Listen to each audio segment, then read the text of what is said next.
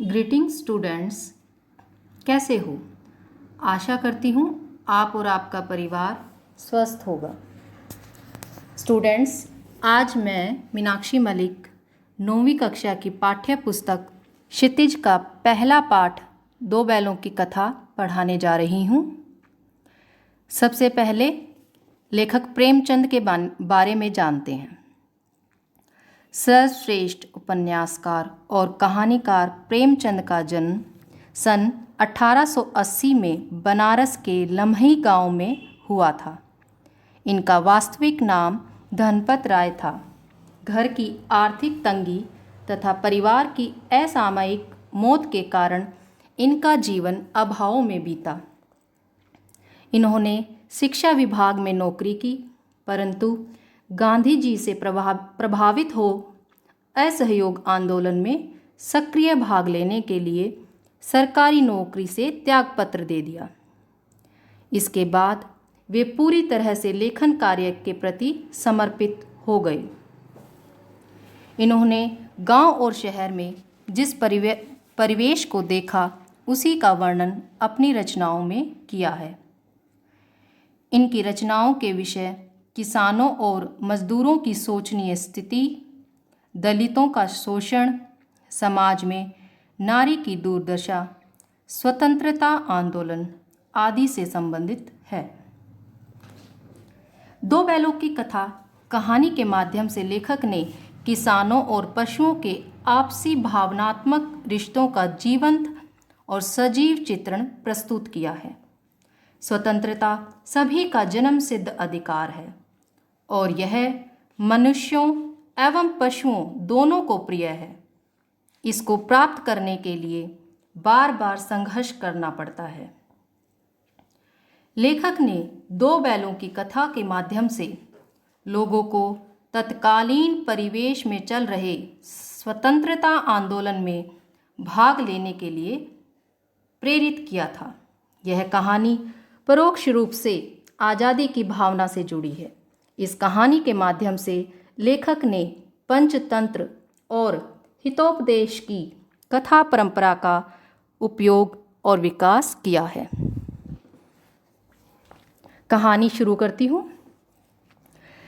प्रेमचंद की प्रसिद्ध कहानी दो बैलों की कथा के मुख्य पात्र हीरा और मोती नामक दो बैल हैं। ये बैल सीधे साधे भारतीयों के प्रतीक हैं, जो दयालु और परोपकारी होते हुए भी अत्याचार सहन करते हैं। सबसे बुद्धिहीन जानवर गधा सुख दुख हानि लाभ यानी सभी परिस्थितियों में एक समान रहता है। लेखक ने उसे ऋषियों मुनियों की श्रेणी में रखा है। गधे से कुछ कम सीधा प्राणी है बैल। कभी कभी अड़ जाने के कारण उसका स्थान गधे से कुछ निम्न है। झूरी काछी के पास बैलों की एक जोड़ी थी। दोनों पछाई जाति के सुंदर सुडौल और मेहनती बैल थे।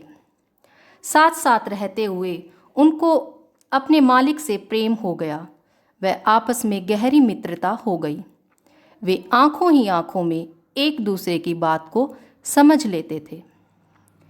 हीरा सहनशील तथा धैर्यवान था। मोती जल्दी आवेश में आ जाता था। किसी कारणवश झूरी ने बैलों को अपने ससुराल भेज दिया। बैलों ने समझा कि मालिक ने उन्हें बेच दिया है। झूरी का साला गया आगे धकेलता तो वे पीछे जोर लगाते। संध्या के समय वे झूरी के साले के यहाँ पहुँच तो गए, पर उन्हें बेगानापन सताने लगा और उन्होंने चारे में मुंह तक न डाला। रात को आंखों ही आंखों में बातें कर दोनों बैल झूरी के साले गया के घर से भागे तो सीधा झूरी के यहाँ आकर रुके। झूरी ने प्यार किया, सहलाया, लेकिन मालकिन ने नमक हराम कहा और खाने के लिए सूखा चारा डाल दिया। झूरी ने नौकर से खल डालने को कहा, पर नौकर मालकिन के डर से ऐसा न कर सका।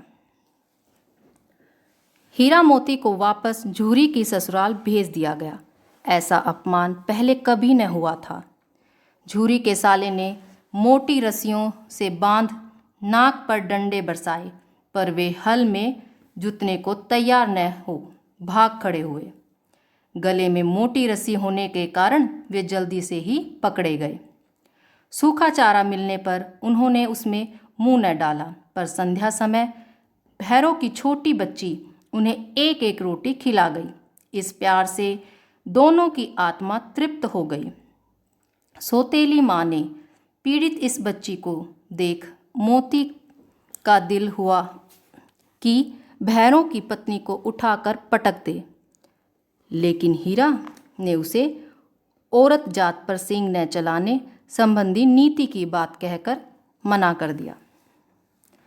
रात को जब रस्सी चबाकर भागने की योजना बना रहे थे, तभी भैरव की बेटी आकर रस्सी खोल गई। वे बच्ची के स्नेह के कारण पहले न भागे, पर बच्ची शोर मचाने लगी, फूफा वाले बैल भागे जा रहे हैं, दादा भागो। तब वे दोनों भाग खड़े हुए। भागते भागते दोनों रास्ता भटक गए। गांव पार करते हुए किसी खेत में घुस गए, खूब मटर खा गए और मस्ती में झूमने लगे।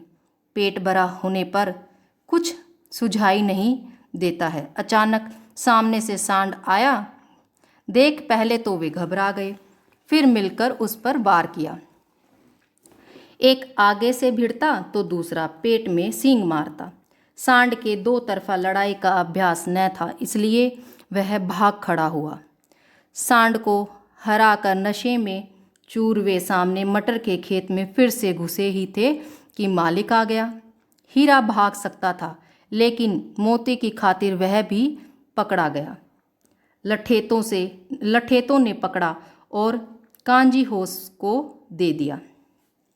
कांजी होश में अनेक जानवर मुर्दों की तरह भूखे प्यासे पड़े थे।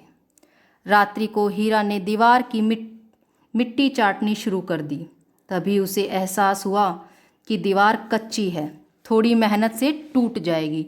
इसलिए हीरा ने सींग मारे। चौकीदार ने देख लिया, हीरा को मोटी रस्सी से बांध दिया।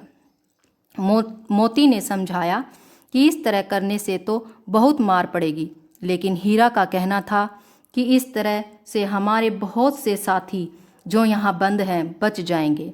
मोती और हीरा ने मिलकर कांजी होश की दीवार तोड़ दी। वहाँ बंधे सभी जानवरों ने फुर्ती दिखाई और भाग खड़े हुए।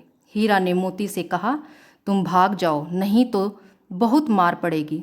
पर मोती हीरा को छोड़ कैसे जाता। उसने दोस्ती की खातिर वहीं रहना बेहतर समझा। सुबह कांजी होश में खलबली मच गई। दोनों की पिटाई हुई और उन्हें मोटी रस्सियों से बांध दिया गया। हीरा मोती लगभग सप्ताह भर कांजी होश में बंधे रहे। उन्हें खाने को कुछ न मिलता था। ठठरियाँ निकल गई। दिन में एक बार कोई आकर पानी पिला जाता। एक दिन वे दोनों एक दड़ियल कसाई के हाथों बेच दिए गए। रास्ते में उन्हें गाय भैंसों का झुंड प्रसन्नता से कूदता दिखाई दिया। वे सोचने लगे कि अपने दो साथियों की कसाई के हाथों में देकर भी इन्हें दुख नहीं हुआ। ये सब कितने स्वार्थी हैं। दड़ियल के साथ जाते समय हीरा मोती को रास्ता जाना पहचाना लगा। वे तेजी से भागे और झूरी के घर अपने पुराने थान पर जा खड़े हुए। झूरी ने उन्हें प्यार से गले लगाया। वे भी झूरी का हाथ चाटने लगे। पीछे से आकर दड़ियल ने बैल की रस्सियां पकड़ ली, पर मोती ने ऐसा सींग चलाया कि दड़ियल सिर पर पांव रखकर भागा। झूरी ने प्यार से नांदों में खली, चोकर, दाना एवं भूसा भर दिया। दोनों मित्र प्रसन्न हो इत्मीनान से चारा खाने लगे। गांव भर में दोनों की खूब प्रशंसा हुई। मालकिन ने आकर प्यार से दोनों के माथे चूम लिए। तो बच्चों, आशा करती हूँ आपको कहानी समझ में आ गई होगी।